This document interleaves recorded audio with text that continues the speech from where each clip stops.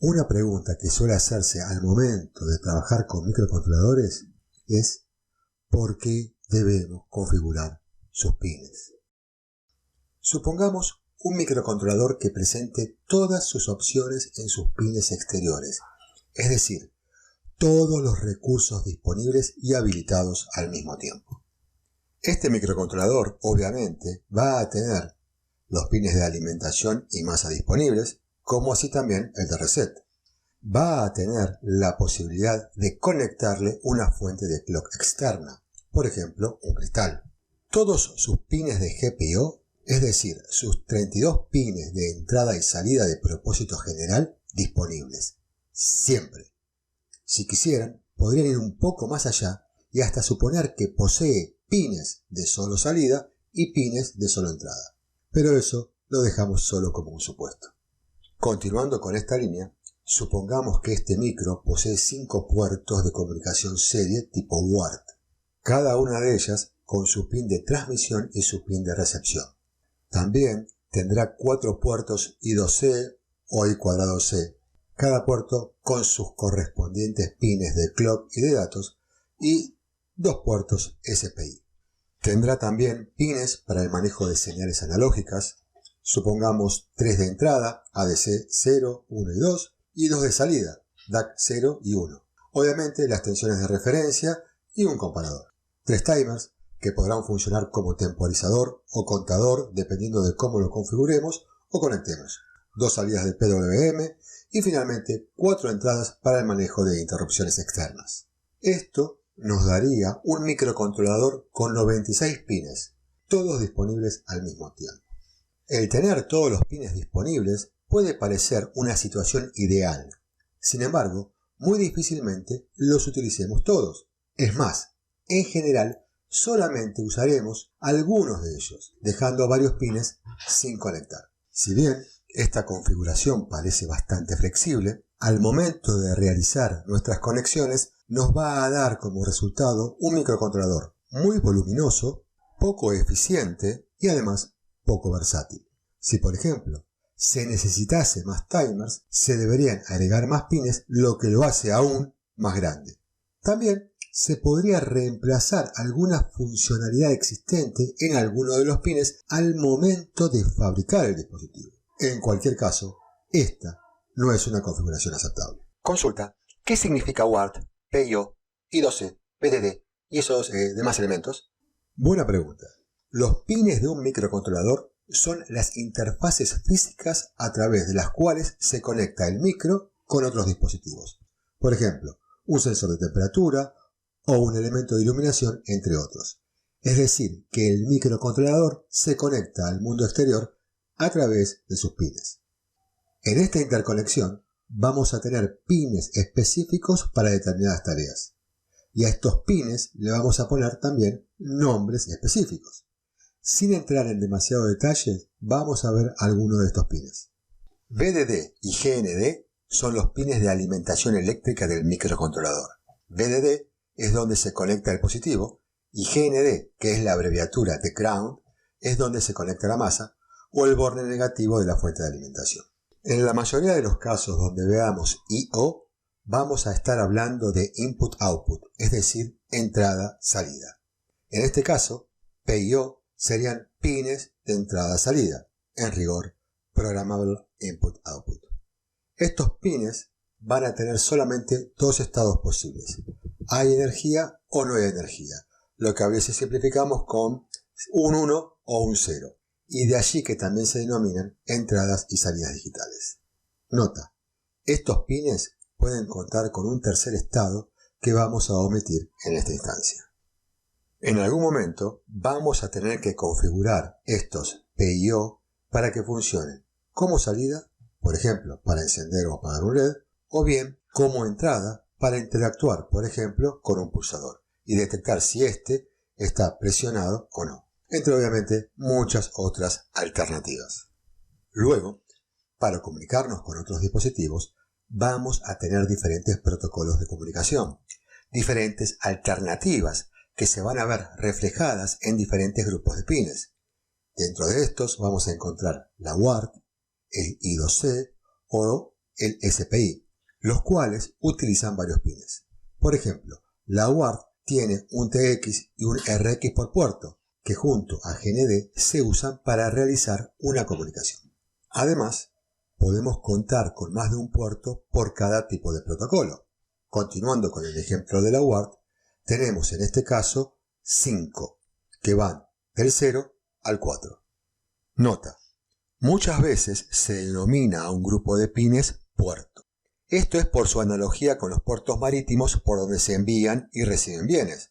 Acá vamos a contar con puertos de comunicación por donde enviamos y recibimos datos. Ahora bien, el mundo es analógico y por ende vamos a contar con señales que no queden representadas por solo dos valores, 0 y 1. Estas señales van a tener muchos valores posibles y en algunos casos vamos a querer conocer su valor. Por ejemplo, para saber qué temperatura tiene un horno. También podríamos querer generar una de estas señales, por ejemplo, para hacer sonar un parlante. Estas señales se denominan analógicas y para poder capturar su valor usamos los ADC y para poder generarlas usamos los DAC. Por último, podemos mencionar los timers que se utilizan, entre otras cosas, para medir tiempo. Existen más pines, pero eso quedará para otro momento. Volvamos al video. Habíamos quedado en que esta configuración era inaceptable. Y habíamos mencionado también la posibilidad de reemplazar alguna funcionalidad existente en alguno de los pines según fuese necesario durante el proceso de fabricación. Y si este reemplazo lo podemos hacer en tiempo de ejecución en lugar de hacerlo en fábrica, es decir, poder seleccionar qué funciones vamos a necesitar al momento de ejecutar nuestra aplicación. Para ello, podremos multiplexar algunos pines y en tiempo de configuración poder indicar qué funcionalidad voy a querer disponible. Haciendo esta multiplexación, podremos pasar de tener 96 pines a solo 52. Obviamente, vamos a tener algunos pines que sean de uso exclusivo, como puede ser los de alimentación. El resto de los pines podrían ser por omisión pines de GPIO y si eventualmente requerimos alguna función particular, podríamos habilitar dicha función en desmedro de inhabilitar el pin de GPIO. Recordemos, GPIO es General Purpose Input-Output, entradas y salidas de propósito general. Esta lógica de construcción disminuye considerablemente el tamaño de nuestro microcontrolador. La cantidad de funciones presentes por pin dependerá del microcontrolador en sí. Y obviamente vamos a requerir un poco más de configuración, ya que debemos indicarle al micro la función que queremos disponible en cada pin. Por ejemplo, si habilito la función 23, las opciones de GPIO o de Timer Counter que estaban disponibles en ese pin quedan inhibidas. Lo mismo si habilito la DC1, se eliminaría la opción de seleccionar la función 19 o el GPIO en ese pin. Y si eventualmente quiero que se use la función GPIO, no voy a poder utilizar las otras opciones presentes en ese pin. Alguien podría pensar que estas configuraciones iniciales las podríamos cambiar durante la ejecución de una aplicación, cancelando por ejemplo la función 23 y habilitando el Timer Counter. Pues bien, se podría.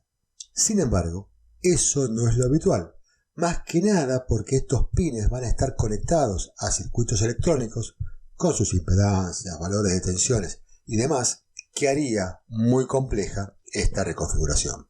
Finalmente, podemos indicar que estos microcontroladores tienen un diseño y un proceso de fabricación más complejos que aquel que tuviese todos sus pines disponibles. Y si bien el microcontrolador XYZ345 es un dispositivo ficticio, este tipo de configuración es real y lo podemos encontrar en muchos micros presentes en el mercado, por no decir la mayoría.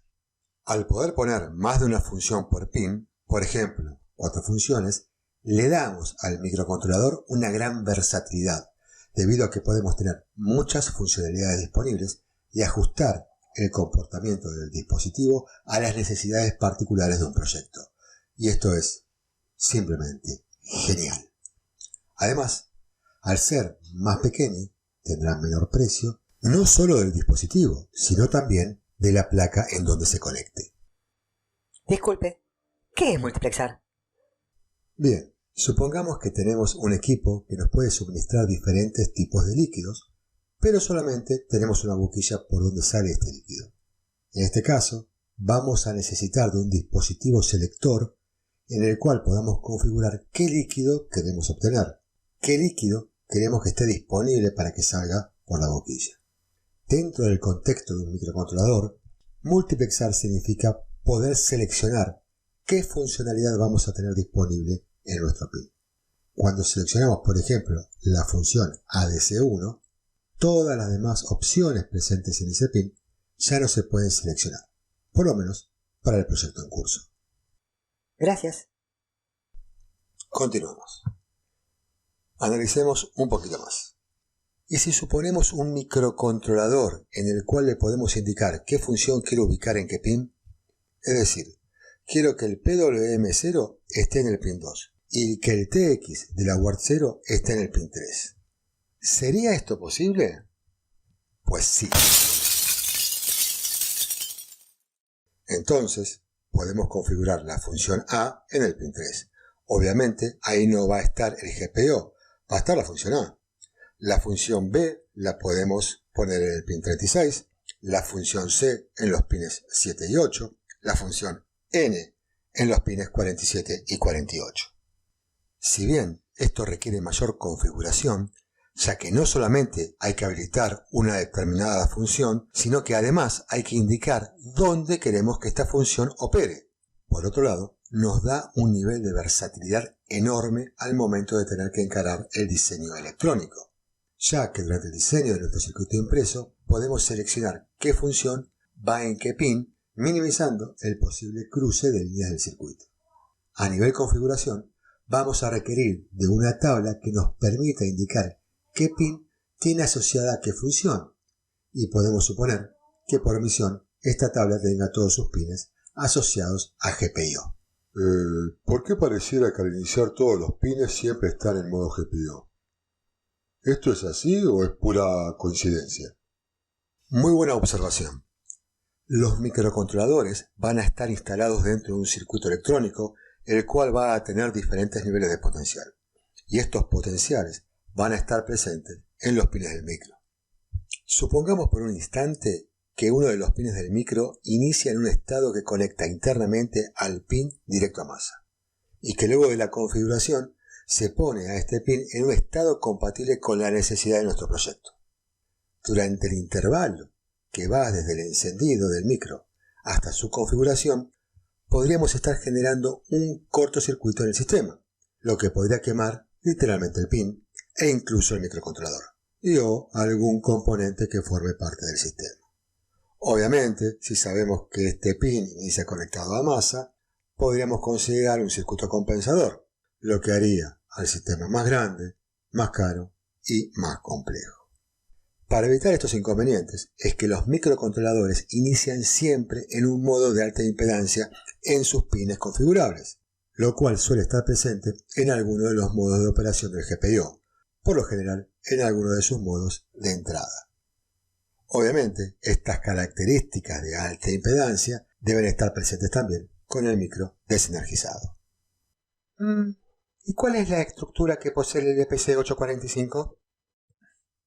El LPC845 vienen encapsulados de 33, 48 y 64 pines. Vamos a centrarnos en el encapsulado LQFP48 de 48 pines, que es el microcontrolador que se encuentra presente en el stick que se usa en la materia. Este dispositivo presenta un esquema mixto. Ciertos pines son fijos y de uso exclusivo. Básicamente son aquellos que se utilizan para energía y tensiones de referencia. Los demás pines pueden ser GPIO o se le puede configurar alguna función. Hay ciertas funciones que son fijas por pin, es decir, que solamente las podemos habilitar en determinados pines. Típicamente están asociadas a señales analógicas, aunque también podemos observar otro tipo de funciones. Por ejemplo, si queremos conectar un cristal externo como fuente de clock, esto lo tenemos que hacer sí y solo sí en los pines 25 y 26. Luego, hay un set de funciones que podemos asignar en cualquier pin, excepto en los pines que son de uso exclusivo, como por ejemplo la alimentación.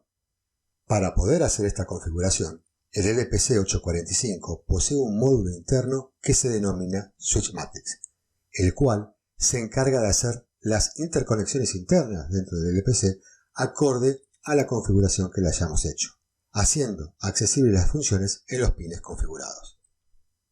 Obviamente, después habrá que configurar el funcionamiento de estos pines, acorde a la función seleccionada. Hasta aquí este video. Chao.